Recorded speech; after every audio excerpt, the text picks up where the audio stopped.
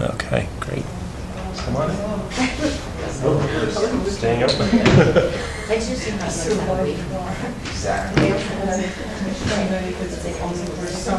Okay, we're going to go ahead and get started. Thank you all for coming tonight. My name is Brian Hinkle. I'm Director of the Office of Career Planning here at USF.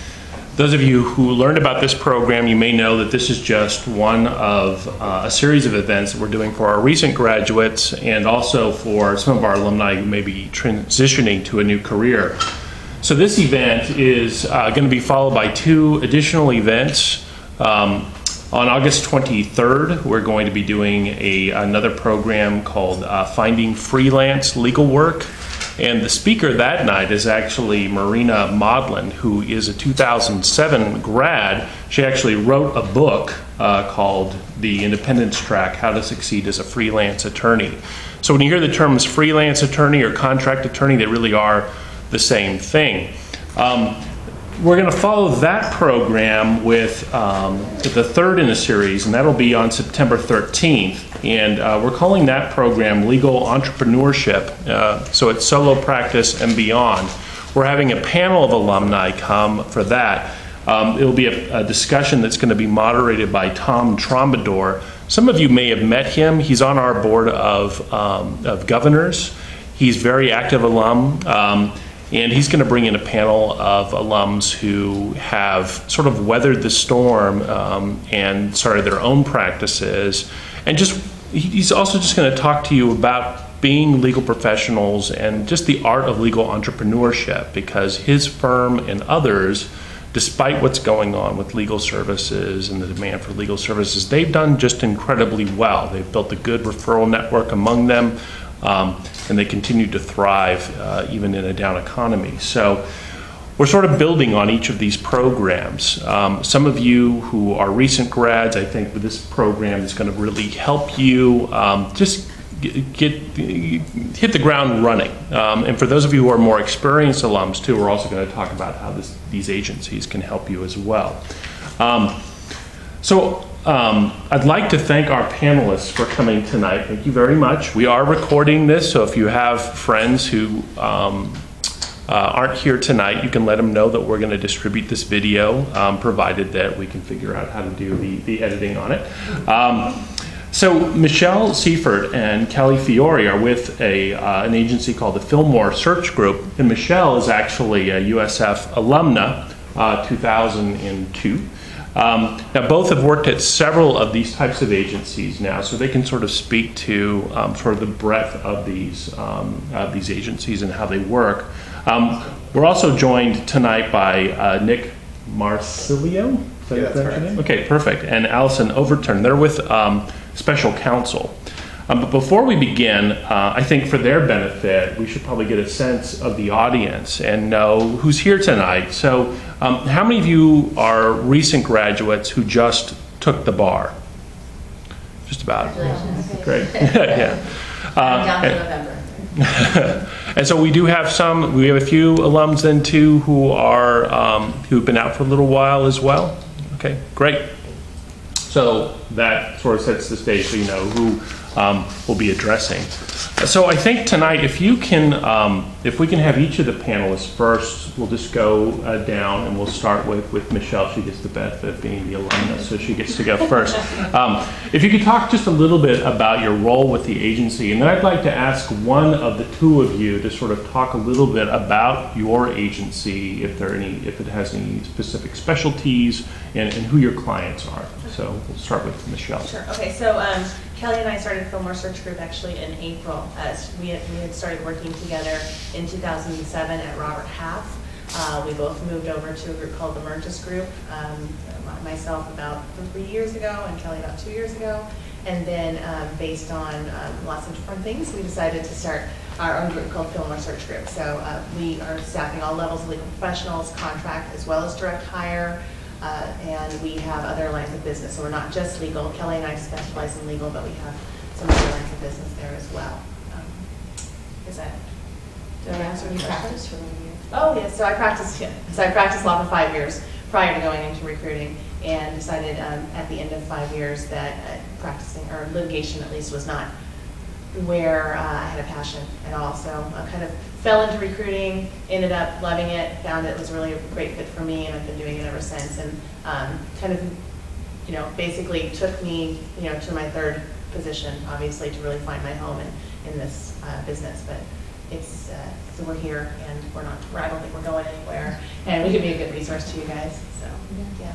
And I'm Kelly Babinas Fiore, my maiden name, which is much harder to pronounce than my current married name. I worked as a litigation paralegal for years at Latham before I went back and indebted myself in law school, and I was going the public defender route in Philadelphia. Had to accept an offer from them, and my husband's job brought us back to California. So came out here, wasn't sure what I wanted to do, so the bar, so on and so forth, and registering to do contract work until I could figure that out, and got recruited into recruiting. So came in as a candidate, which is kind of a unique perspective, and hopefully a good way for me to help sort of explain how to navigate the waters out there. So, my turn? Sure. So I'm Allison Overton, and I went to law school in Indiana University, and came out here about 3 years ago and took the bar, and just kind of like you, couldn't really find work, so registered with special counsel, and so was working as a contract attorney and a document reviewer until I was recruited to recruiting. So. And my name's Nick Marcelio. I graduated from law school in 2005. And the market was a little bit easier back then. I actually had 3 opportunities, but I was just one of those people that didn't really know what I wanted to do with my law degree.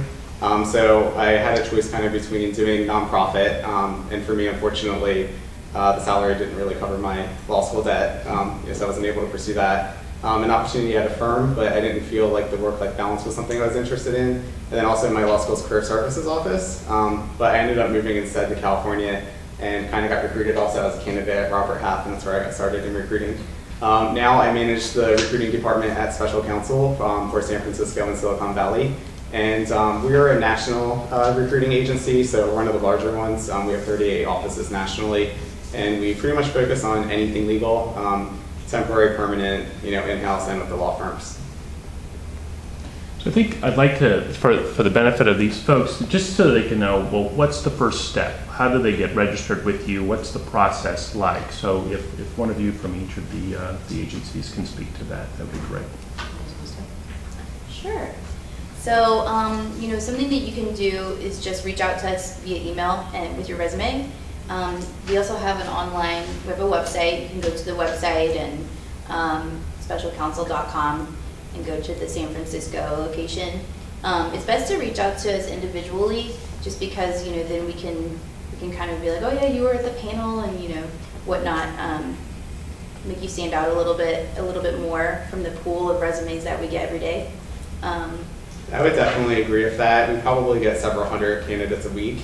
So it can be sometimes difficult to stand out. And a lot of agencies, even if they're national, the recruiting staff is usually pretty small. I mean, we only have 3 that deal with the attorney level, sometimes 4, so realistically it's impossible to get back to everybody.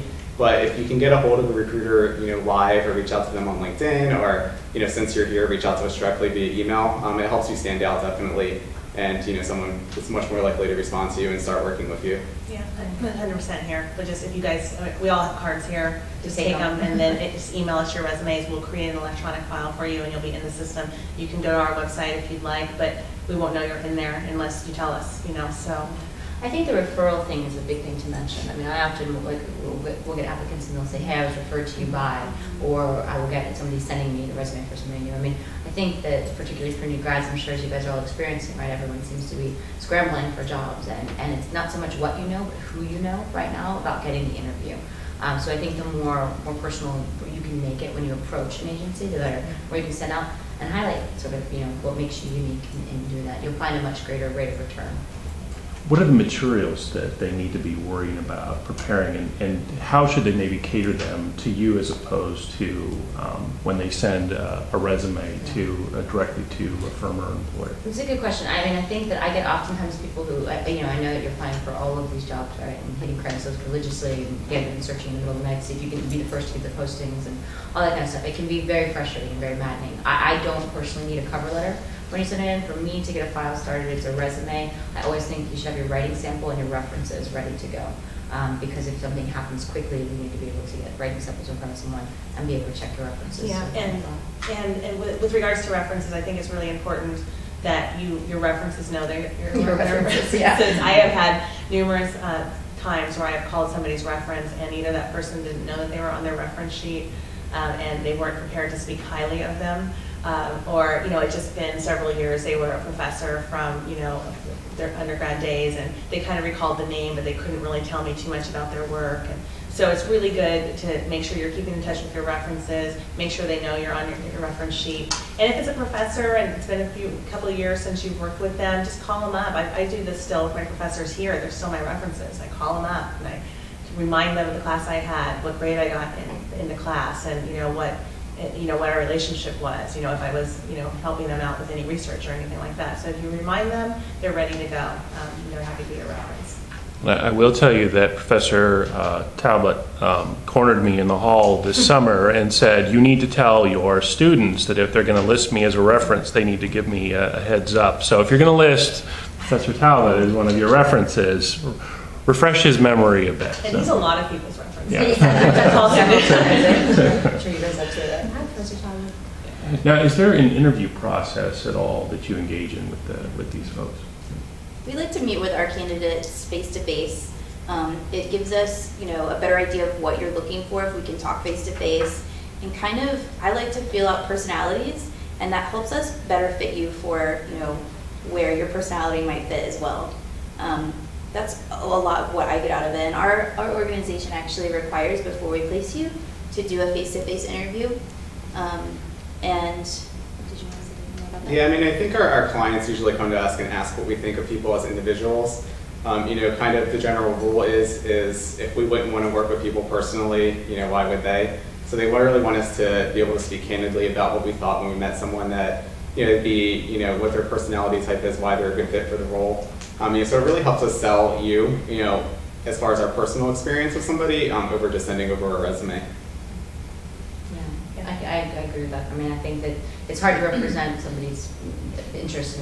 You can send your resume anywhere, right? Our job is to meet with you to elevate some different skills. I think one of the things that I get a lot in placing new grads, particularly, is if you have something else that you've done previously, like a paralegal, who worked as a paralegal for a couple of years, or contracts administrator, something that was like, kind of the JD plus. That's always good to talk about in your interview process with a recruiter or whoever. I also say always make sure that you know where your recruiters are sending you, because that way you can guarantee that you interview with them in person. It gives you a little bit more credibility and there's no overlap. We work with some really great people in the market. I absolutely adore. I've known Nick for a long time, and Allison. So I think that it's important that you communicate with your recruiter to let them know in that initial interview process, I'm working with other people. This is I want to make sure that I know where you're presenting me. Yeah, there are some unethical recruiters out there who will just send your resume without your approval, and you'll get into a problem where there's, I've sent your resume over, and my client says, well, I already got this resume from this recruiter, and you had no idea your resume had gone to that firm prior. So that's something you always want to make clear with your recruiters as you're working with them, that you have complete control over where your resume is at all times. And if you're applying far over, like in a different city, you said expand your search or geographically throughout the country, Skype with people. Ask for I have a lot. We did a project in Seattle where we couldn't necessarily meet with everybody in person, right? Logistically, so we did a lot of Skype interviews. I imagine these folks they may not know exactly how to prepare for that interview, and they might make some mistakes. Any tips that you would give to these folks before they come to meet with you? Yeah, well, I would say, if you dress like you're going to an interview, there's certainly times when people come to meet me in jeans, and for whatever reason, they think that it's not a real interview because they're meeting with a recruiter. I'm not going to tell you to dress in a suit when I'm talking to you on the phone, because I need to know if you don't know that you're supposed to wear a suit to an interview, So dress professionally as you're going to an interview. Obviously bring a nice copy of your resume. Be prepared to talk about your resume. Be prepared to be able to tell me who your references are. But to me, the most important thing is the professionalism, showing up in a professional attire with a professional demeanor in an interview. So what do they expect after they've submitted materials to you? Who initiates contact with them when there is an assignment?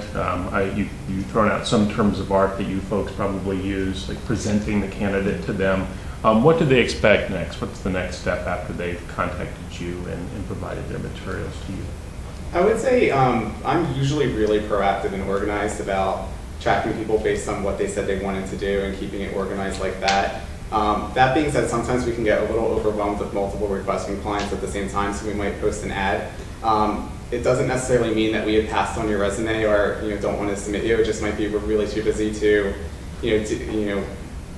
take the time, if we get something and they need, the client wants people to start the next day or something. So definitely, I would definitely keep checking the boards because we might post something that you're a fit for, but we just didn't have the time to reach out to you yet. I guess, do you have anything to add? Yeah, our office, and I'm sure you guys maybe work similar to this, but we work as a team. And so we share all of the resumes that we get. We talk about all of the interviews that we do together so that as a team, we're looking out for you guys and, looking out for our, what could be good fits for our candidates. And we'll throw around names, as a group and as a team to see, that we can get a good fit for you and a good fit also for our clients, our law firms and organizations. And our objective is to get you to work as quickly as possible, right? So I always say to folks, you may hear from Michelle, you may hear from me, you may hear from, we're both out of the office, or something, our admin might call you to like, oh my gosh, we get kicked out of here. They hit the master switch, which turns off all the lights. They forgot that they just remembered that I'm still here. So I got the lights turned off on my end. It's really bad. Oh, embarrassing. I think the other thing that you send the initial email. Hopefully, we schedule an in-person interview, coffee, whatever it is. I also think it's really important in that to have thought about what you want in your career. I think oftentimes you meet and you're like, I just want a job. And you're like, that's great. But the more thoughtful you can be in preparing for that first interview, like, I have a science background. I would really like to focus on IP. I want a small, mid-sized firm. I prefer to try and target Silicon Valley versus I think that the more prepared you can be, the better we can help you. I mean, Michelle and I have collectively have 20 years of experience in the local legal industry. So chances are we may have worked already with somebody or work currently with somebody you are interested in. And I think the better, the more success rate we have. Obviously, doc reviews are a wonderful experience. It pays the bills. You get to know your whole team. But I think if you can think substantively about what you really want and give us some guidance on that, I find that to be really helpful because it gives us a starting point. We're kind of in that agent capacity, right? A sports agent trying to get you on the team you want to be in, necessarily than just, we have a lot of stuff that comes to us and we'll obviously think of that. But again, if you can partner with us on the search, it really helps. And I always say, make sure you're checking in regularly. My rule of thumb is 2 weeks. Email me, leave me a voicemail. Hey, I'm still out there. I'm still looking.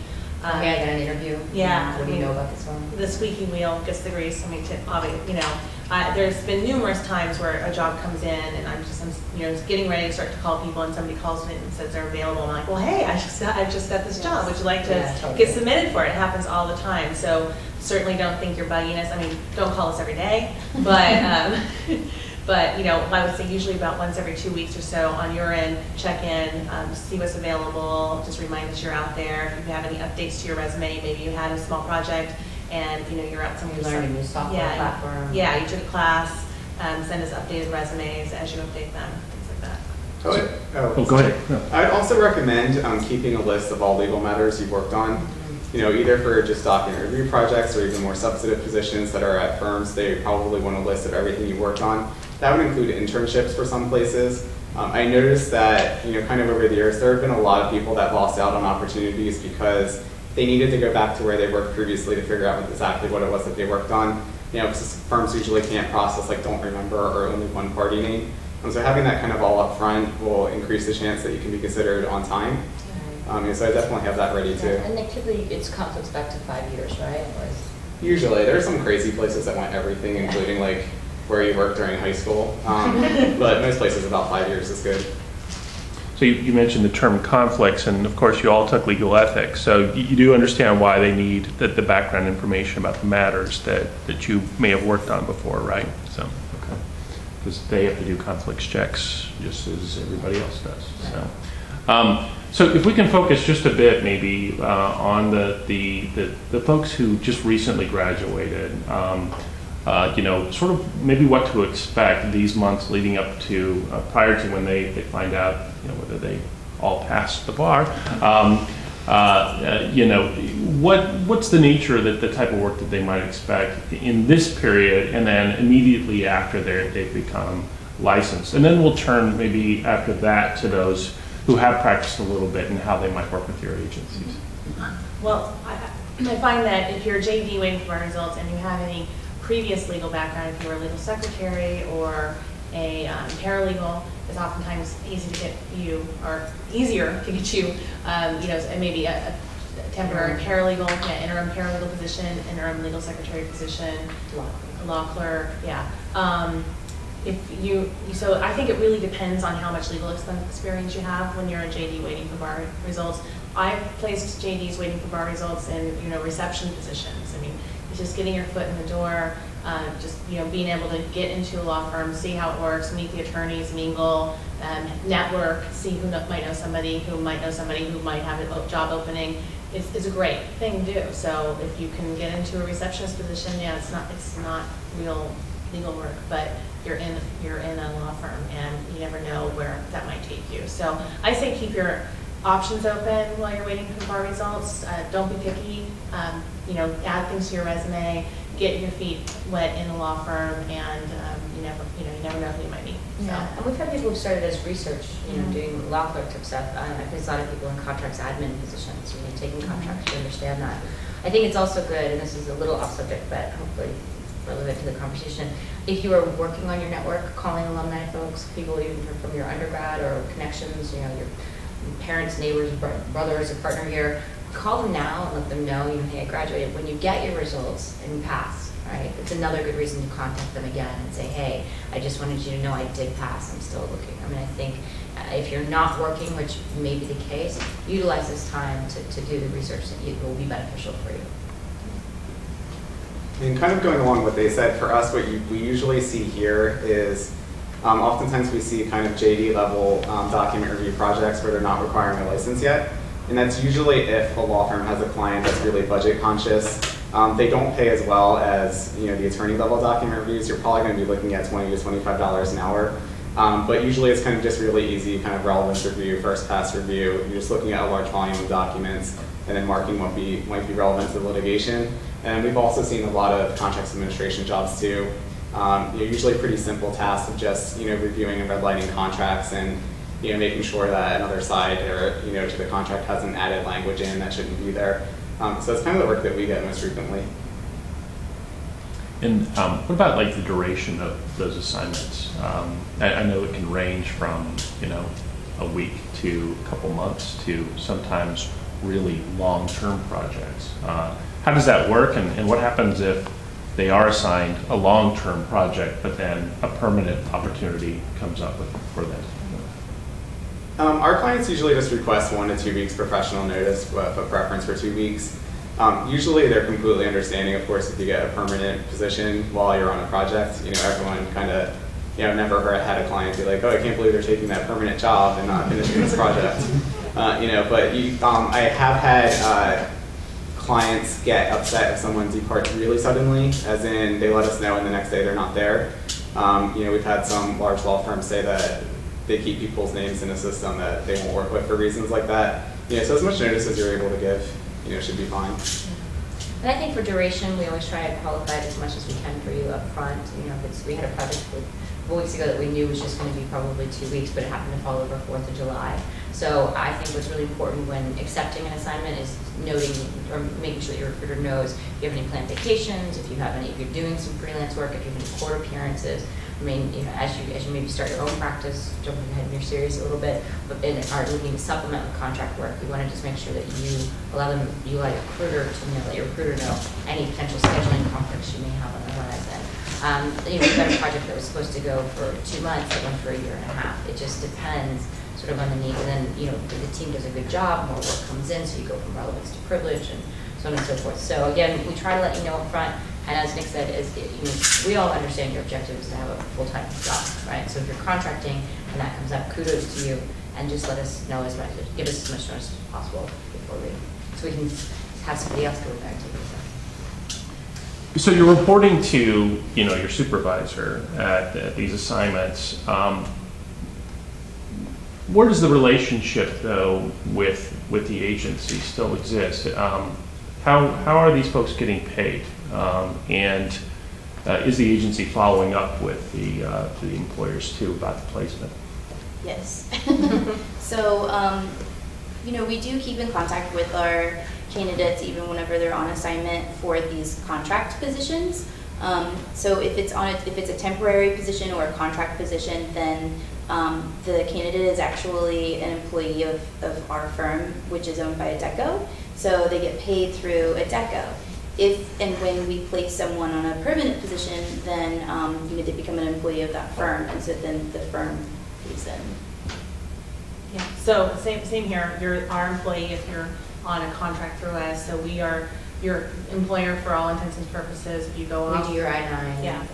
If you go off of work and you collect unemployment, we're your employer for purposes of unemployment, for purposes of workers' comp, and so you're just essentially on the client side as our employee. What about as they advance in their license? What about malpractice? That's a good question. So we have coverage under our E&O policy. Typically, also when you're doing contract work through us, you're not going to be attorney of record. So there's behind the scenes research and work that's done, but you're actually not signing off. If it is something that they need somebody to become attorney of record, we work that out with the firm and help broker it with you. And we handle it similarly. We also carry errors and omissions. Our contracts of our clients require that someone at the firm ultimately supervise the work, and it's usually through that provision that the firm on record is responsible overall for the work product. And thanks, it could be Eastern and Oriental. I don't know. I'm used to saying that stuff. So how often, you've talked a little bit about sometimes these positions converting over to permanent placements. How does that work, and how does that work with you folks? What does that mean to you, and what does that mean to these folks if they are offered a permanent position as a result of a temporary placement initially with you? Typically we assist in negotiating salary. We've actually been really lucky this year and kind of last year too with people converting to permanent with usually either sometimes you need to be a little flexible though. For example, where we have a lot of success is with the contracts administration positions, and they're usually kind of hybrid somewhere between paralegal and attorney roles, and usually in-house. They can pay really well. We just had 5 people convert in-house as contracts administrators, but making 6 figures, and the company only wanted attorneys. But some people may not be interested in bringing their career in that direction right away. They may just want to do the temporary period and then continue their search, for an associate job. So it kind of really depends on if the position ends up being a good long-term fit for somebody. Then usually if you're not interested, you can continue on a contract basis, with the company. I think it could be really depending on how well you get along with, kind of who you're working with. And a lot of times exceptions can be made if, someone is really, the team just can't do without them after they got to know them for a while, even if initially they, swore it would only be temporary. And so I think to follow up on that, so the negotiation's done between us and whoever is contracting you. So if it's with a, Rutherford, let's say it's with McKesson, all right, you're out there working through them, and all of a sudden they decide that they would pass the bar and your license, they want to bring you on. It's a negotiation that should take place between the person who's the hiring, or the person you're being supervised at McKesson, or HR and us. And we go back to you with the numbers and get the agreement, and then typically, just so you have full disclosure, there's a conversion or a buyout fee for taking them off of our payroll and you becoming a direct employee of that entity. So do you see this, this could be potentially a benefit to folks because they may not be experienced or savvy in employment negotiations. Do you see this as being an additional benefit of working with your agencies? Yeah. I definitely noticed that. I was always really afraid to negotiate salaries, and I would always kind of undercut myself. I'd be like, can I make $50,000? And and as a licensed attorney, and I think that sometimes people can get intimidated and want to kind of offer the lowest number possible to secure the position, whereas we might have a history of working with the company and knowing what they pay for a similar role and be able to increase that. Or if, on the other hand, someone's expectations is way beyond what the position is offering, we can kind of rein that in before that gets directly to the company. So if someone say they want, a position's only paying 100, but someone says that they want 150, if you say that during a negotiation, they might walk away. Even if you eventually say, oh, I'll take the 100, you immediately become a flight risk. Whereas we can have those conversations confidentially and kind of make sure that kind of the best foot's put forward during that process.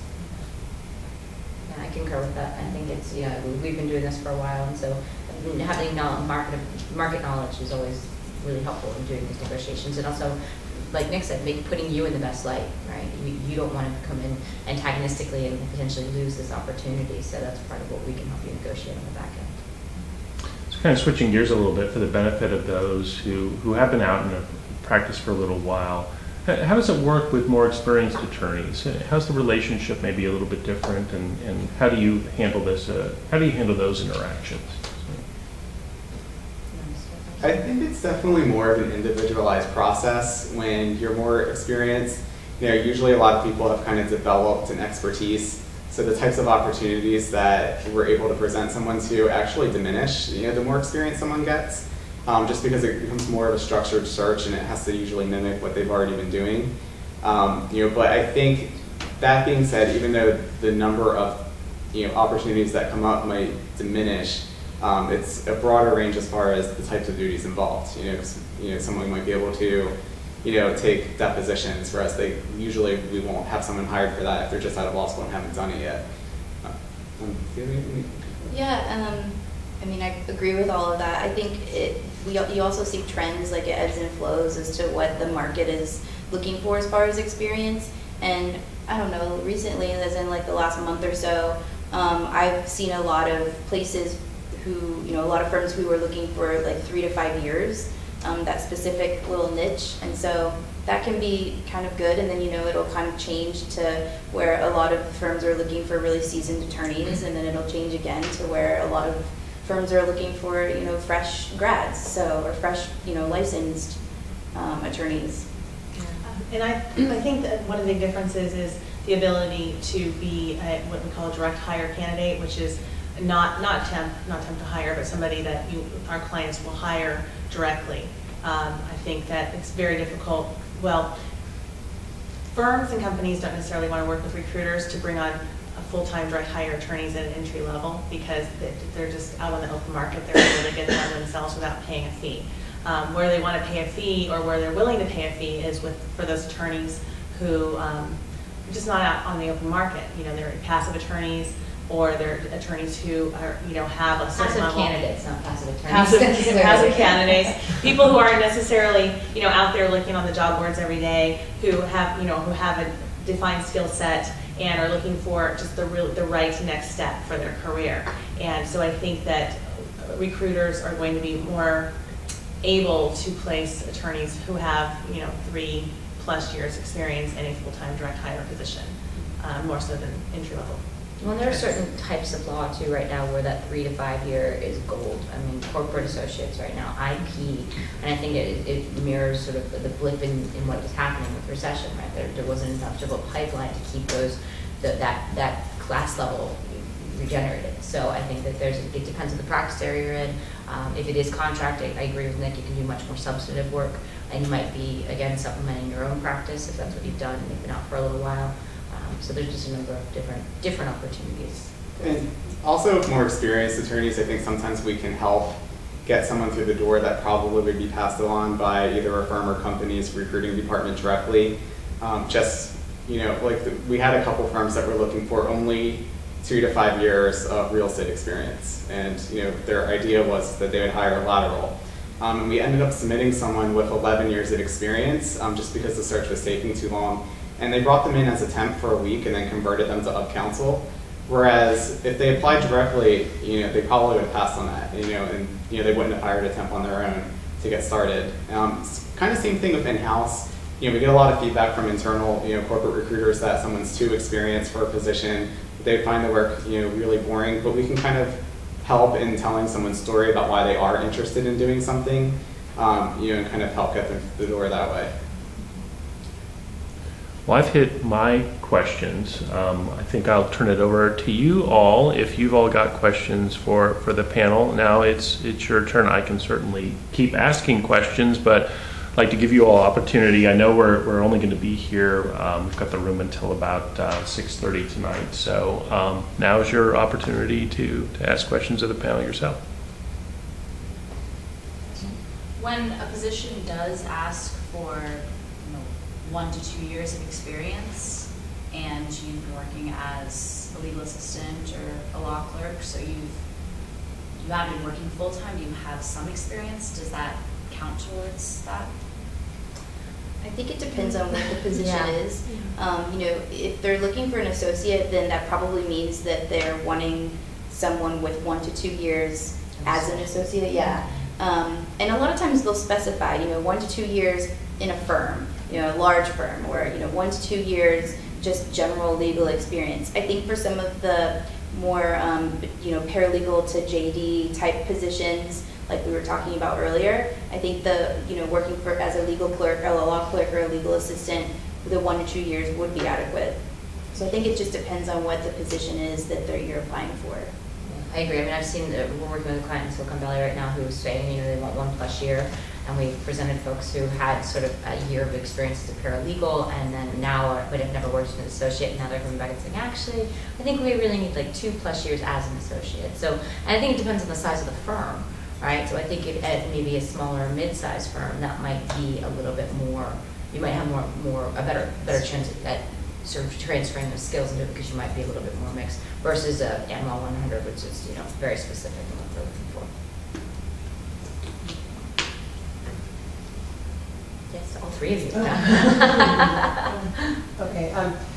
My background is that I was a deputy public defender for 6 years, and so my challenge is trying to figure out how my writing sample of, you know, for instance, the gunshot residue on my client's shirt is not relevant. How do I convert that to a civil litigation background? And would you be able to take somebody who's done like 35 jury trials and place me without somebody thinking that I'm going to be bored? I've actually placed a couple people in your situation within the past 8 months. Usually, kind of making the transfer from public defender to maybe a more civil practice it's definitely a challenge, getting it through the, you know, past the recruiting department or through a partner looking at resumes. The way that I've been able to do it recently is waiting for those positions where the primary job duty is going to be depositions, and then kind of getting people through the door that way. You know, and kind of then, you know, after you get into the firm, you start doing, of course, more of like the motion writing or whatever else that they have you do once you get there. And I think that has helped people, you know, kind of transfer into a different skill set. Yeah. I mean, I tend to agree. I think you play up your trial skills, you play up, you know, anything that would be relevant in doing civil litigation defense, particularly, would be helpful. Thank you. Hi. I guess I'm a little confused as to the difference between, say, temporary placement and contract work. And I was wondering if you could give me some examples as to what is available these days in terms of contract work. Okay, so I think that the words are interchangeable. And I think sometimes contract can mean you're contracting out on your own, you know, that you know somebody and they're bringing you on directly as a contract attorney. But through us, the words are interchangeable. If you're working, you're working as a temporary contract attorney. So would that mean that you would be perhaps full-time at the firm, 37.5 hours or whatever? Yeah, but it might be for, you know, a specific duration, or it might not be for a specific duration at all. It might be for an ongoing duration. However, you're on our payroll. You're not on their payroll there, so you're a contract attorney. Yeah. Can I follow up with that? Yes. Do you ever have occasions where a firm will come to you and say, we need somebody to do appearances, or just take a deposition, or write this opposition to some motion? Are those possibilities, opportunities out there? Absolutely. Yes. I mean, again, it won't be specifically for recent grads. I think it would be somebody who has a couple of years of experience relevant to doing that exactly. And then there's also the contract to hire opportunities as well, which you might hear. So there's straight contract, or temporary, right? And then there's contracting on your own, sort of like what you do is the 1099. And then there is the contract to hire, where somebody may say, you know, our firm is growing. We think we have the work to sustain this person. We just do this with we think we have the work to sustain this person, but we're not sure. We'd like to contract them for a while, and then if it goes full time, kind of the conversion we talked about. And that's really the purpose of the second second session that we'll be doing is once you start feeling more comfortable, you know, we want you to, of course, help these folks out, but eventually you'll see that folks, there are some people who make an entire career of being nothing but contract attorneys, and they just get savvy at networking. A lot of times they've got a real specialized niche. I know someone, he does immigration law, and he's just been a contract attorney for the past, I think, 15 years, and he's always just sort of set his own schedule, and he takes the work as he needs it, and it's been really good for him. But I think for new grads or for folks who have always worked for someone, that's a daunting process, and you can make mistakes. And so that's why we want you to get some experience working with them, and then we'll build upon that with the next panel. I think that's a great point. I think that contract attorney, when I started doing this many moons ago, was almost like you can't find a real job, kind of thing.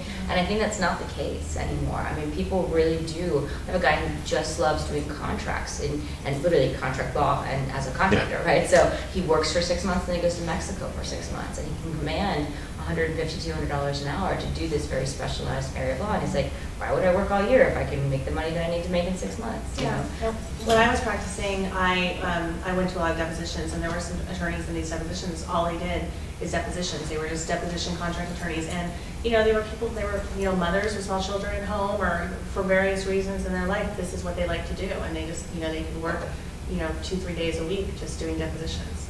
So there's lots of options out there for contract attorneys. I've also worked with kind of a lot of shell-shocked attorneys that haven't been able to take vacations in years, either even as in-house counsel or at, kind of a law firm. They said that in the past couple of years they worked 365 days a year, every holiday, just couldn't take it anymore. And even asking them about various permanent opportunities we have, they're saying no.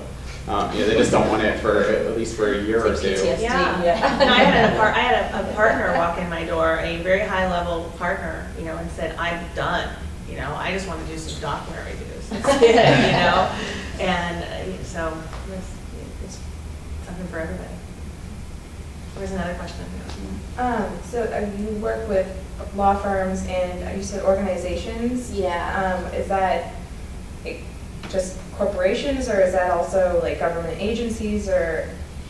We don't so much work with government agencies so much, but yeah, corporations, organizations that have a legal department, that are looking for in-house attorneys, that sort of thing. Mm-hmm. Yeah, or companies, some companies or organizations that don't necessarily even have a legal department, but they might try to handle a lot of the contracts in-house. Or procurement. Yeah. But I agree, not government. I have never worked with a government. I did. I've worked with the courts pretty Oh, okay. specifically, down on the peninsula more so than in San Francisco when they've had sort of overflow. Not necessarily mostly, but like family law division had some stuff, and there was a traffic division and civil division who needed folks. That tends to be more on a project basis. I have not done a direct hire placement with them, mostly because the fees are kind of outside of their budget. Mm-hmm. Nonprofit organizations, we may get a call for somebody to help with a receptionist, duty or admin, but again, it's probably price prohibitive for them to utilize our services basically directly. Plus, the desire to work there is so great that usually they don't need to work through an agency to do it. Yeah, I'd say over the years, as far as nonprofit goes, we've only gotten a few calls. Like once in a while, like the ACLU will want something, or recently Equal Rights Advocates, but a lot of times they can't pay. So usually we do it just because people like to hear about those opportunities, so we kind of make it affordable for them. But most of the time it is either with law firms or kind of larger companies. Yeah, and a good way to get involved in that, if you do have time, and when you are licensed particularly, go to the SF, the Bar Association. There's a ton of public interest, nonprofit, volunteer work you can do. If that's really your passion. I worked for California Appellate Project the first summer after my first year of law school, and then the Defender Association in Philly and their capital habeas unit. That was my passion. That does not pay very well at all. Hence, I do this now. No, but I mean, seriously, if that's what you want to do, that's a great way to make contacts while you're sort of waiting to find that perfect opportunity for yourself. Yeah, the Bar Association of San Francisco, the VLSP, I always say VSLP, but VLSP program, something that you can get involved with even at this stage. I've done that. I've worked with their family law program, and it's great. Especially their family law division, they hook you up with a seasoned attorney. So if you're new, maybe wanting to start your own practice or whatever, and that's a great way to get experience. The seasoned attorney, holds your hand through it as much or as little as you want them to. Just side note. And I think for new grads, I think they have a deal right now too. The Bar Association, they'll do a partial year deal for new grads that's fairly cheap. It's much more expensive after this first period, but I think So you get a couple paychecks. yeah. Yeah. Well, and networking events are huge too. I mean, Queen's Bar, Queen's Bench, which, and Michelle, I don't know if you're part of it as well. We've done a number of events where it's networking, and it's just the more people you can get out there and meet and get to know, I think the larger net you cast, the more opportunities will probably come your way. So, and not always just applying for jobs. Do informational interviews, right? But you've got a great alumni network. If you know somebody who's working at an organization, particularly that you're interested in, call them and just see if you can buy them a cup of coffee. And I think that's always helpful too. Yeah. You're going to see the school leverage our LinkedIn alumni group a lot more going forward. We've just recently started a alumni mentor program. It's an opt-in program, and we've done a push to alums to actually sign up for that. So as recent alums, you're allowed to sign up for that as well. It's under the main USF School of Law LinkedIn group. But if you get in the main LinkedIn group, you'll see, since Michelle's an alumna, she's allowed to post job opportunities in there. And so she will, just today, I think you posted something in Yesterday, there. so, Yeah. yeah. So, We've got a few. Yeah, yeah, I've got a lot of jobs up there. Go look at them. other questions? I've got a question. I show up the first day and the boss is a tyrant. Or you could just tell that he doesn't like me because I'm really tall or something like that. What happens next? I mean, if you don't like it immediately, or if they don't like you, what are the expectations? What do you do? So go call me, go outside, call me and tell me I can't, this is not gonna work, and we'll talk it out and we'll figure out why. And maybe it is gonna work. Maybe we just need to talk something out and I need to call that boss and have a conversation with that person and smooth everything over, and maybe it's gonna work out.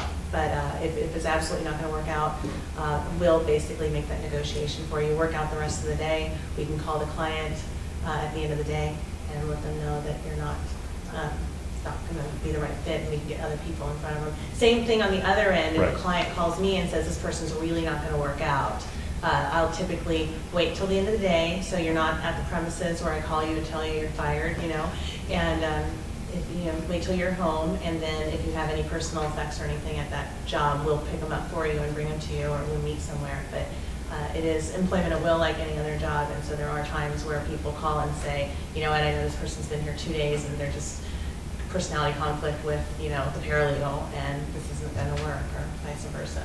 So. No, I agree. My rule is I don't have to go do it, so feel free to say if something's not working out for you. Like, I'm not going to be offended. I also tell people to let me know if up front I ask you about something that you really don't want to do. If you get a message from me and you're like, I can't believe you're asking me to do this, like, just say that you're not interested in it. But definitely reach out to us to let us kind of smooth your transition out of a position. I've had an attorney write into the partner he was reporting to. He just had an email that was called "Adios, I'm out of here." Oh. And then, that's not really how you want to end a position. Just remember who your employer is. We're always your employer, and so any negotiation, any termination or separation is always something we handle for you. And just remember how small the legal community really is. Yeah.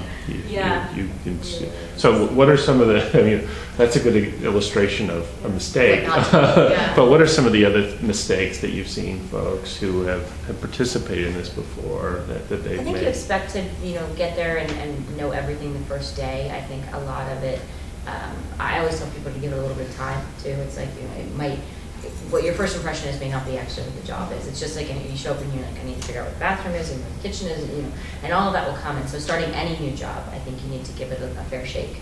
And sometimes your first impression's right on, and again, we'll help transition you out of it. But I think it's important to to give it the old college try. Mistakes. If you're going to be late, call us and we can tell the client. Things like that. If you're going to be sick, call us and we'll tell the client. Just basic things like that, like you would do in any other job. You just need to make sure that you're respectful of everybody else's time and schedule. And if you need time for an interview or something else that's going on, let us know and we'll help them. Oh, yeah. We'll help you let them know that as well. That's obviously really common. People are interviewing for full-time jobs when they're on these contract positions. It's totally fine.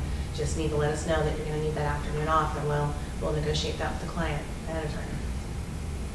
And then also, if you're working on site at a firm, hopefully a recruiter can help you kind of navigate what's kind of okay and what's not, depending on the firm. Some firms want our contractors to go to the CLEs, or they want the contractors to go to their potlucks. Other firms don't.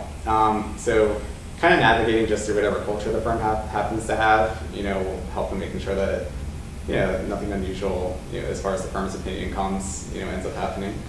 Yeah, I think that's a good point. I think that some people are like, absolutely, use our kitchen and have our coffee, and other times it's like, no, this is the area that's set up for the contract team, and this is, Well, sometimes it's not even that clear. I had somebody working a couple weeks ago and said, somebody told them, that's our kitchen, feel free. And then I guess the office manager didn't feel the same way, So I had to make a phone call and be like, you need to stop using their Crystal Light, So. And if you're unclear, ask.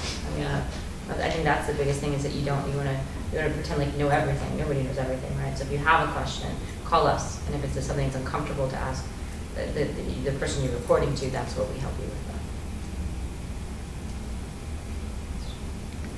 Are all of the positions on site, or are some at home? And if so, how do you work with resources like printing papers and confidentiality, taking documents, and using your own computer, things like that?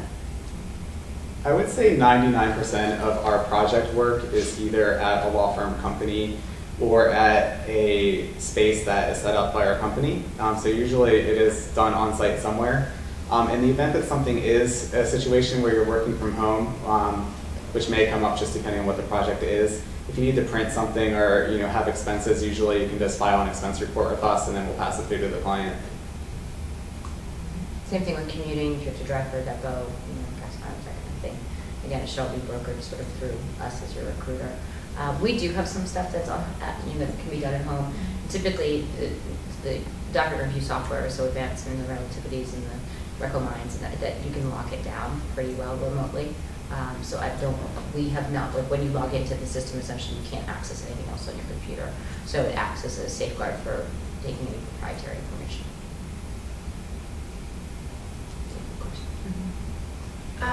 What do your clients usually do about insurance, like health insurance and stuff like that? Is that something you provide, or do they find it elsewhere, or when you're doing temporary work? Yeah, so our company does have a benefits package for our temporary candidates. I guess that's as straightforward as it can be. I'm going to be honest, it's really, really bad. Yeah. I was just thinking about the lower half. We do pay a healthy San Francisco, though. I mean, agencies will offer benefits, subsidized benefits, usually to contractors. Typically, it takes a little while for you to go on the payroll, and they're not always the best, right? So I think I have recommendations that I will give people. Say, you could look here until we can find out if we can get you benefits. So it's a recommendation, but it's not necessarily something that. I was thinking of Robert House stuff. I was like, well, here you go, benefits. But I think it's something you can always ask the recruiter you're working with. And then, ultimately, again, I had some people I placed at an academic institution, and one was a father of two, and he knew he was going to need benefits, so we worked with him to know that they were eventually going to hire, and so we kind of brokered that into the deal on the timeline. Like he was actually still contracting when he was getting the benefits through them, but contracting through us, and then, so. I mean, fortunately, if you are working as a temporary, and even if the benefits are really bad, eventually you'll be eligible for city-based ordinance like Healthy San Francisco and San Francisco sick time. If you're outside of the city, you can be a little less lucky, but you can buy into benefits that agencies offer, but they're typically really expensive for what you get out of it. So I usually don't recommend them, to be honest.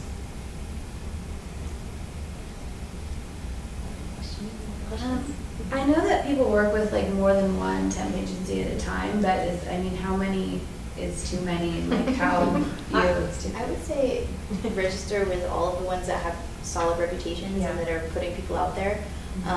As long as you don't leave one temporary job for another temporary job, then you might make the recruiter or the organization that placed you there unhappy.